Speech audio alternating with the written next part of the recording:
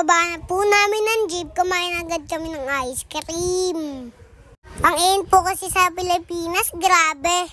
Ayan si Kuya Ben, sarap na sarap. Siyempre ako din. Ayan po guys, sa SM Grand kami bibili ng bag ko.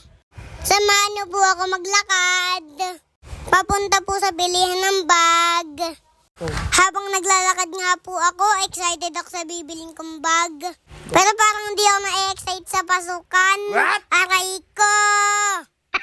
Joke lang, sinigang. Siyempre po, excited din ako mag-school. Kinakabahan lang po ako ng onte. Ayun na po, malapit tayo sa bilihin ng bag. Ano kaya bibiliin kong bag? Sana meron pa yung may gustong hood. Para pag umuulan, may pantakabagad ako sa ulo. Hindi na kailangan ng payong. Ay, nakita ko agad. Yay! Sukat ko ulit kung bagay sa akin. Ito unang sinukat ko dati, Iron Man. Ayan guys, ang pogi ko, tignan nyo. Sabi ko na nga lang po kila mami, ayan yung gusto ko. Kaso bigla kong nakita si Captain America. Kaya sinukat ko din.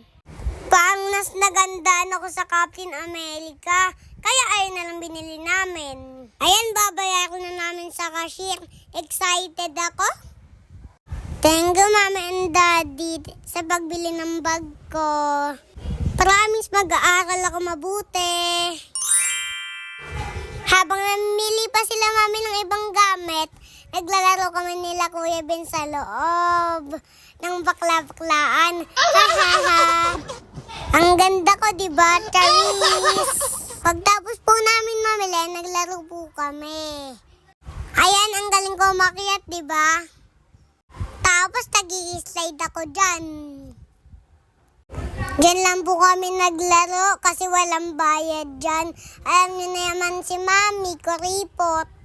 Ayun nga pong rides na yan, umaandar pero walang nakasakay.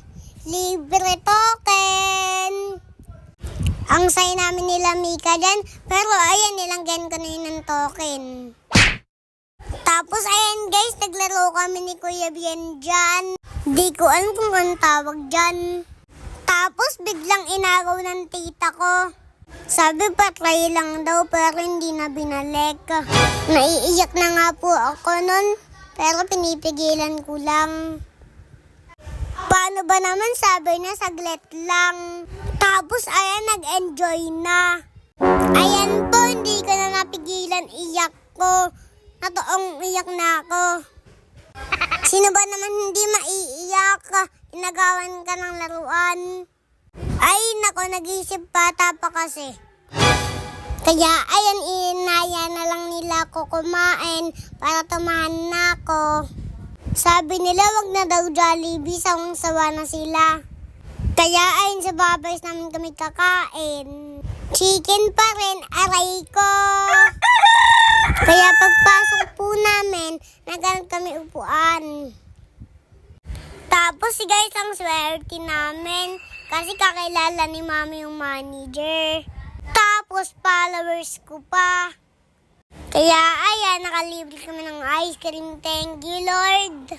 Thank you po sa ice cream. Thank you po, Kuya Sam. Ang sarap po talaga pag libre, no?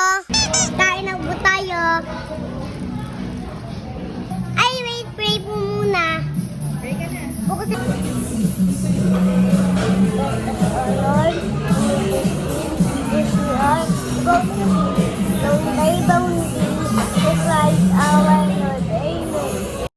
Siyempre, bago kumain, picture muna. Wow, kumakain na mag-isa. Very good. Ayan guys, kakain ako mag-isa, magkakamay ako. Yum, yum, yum.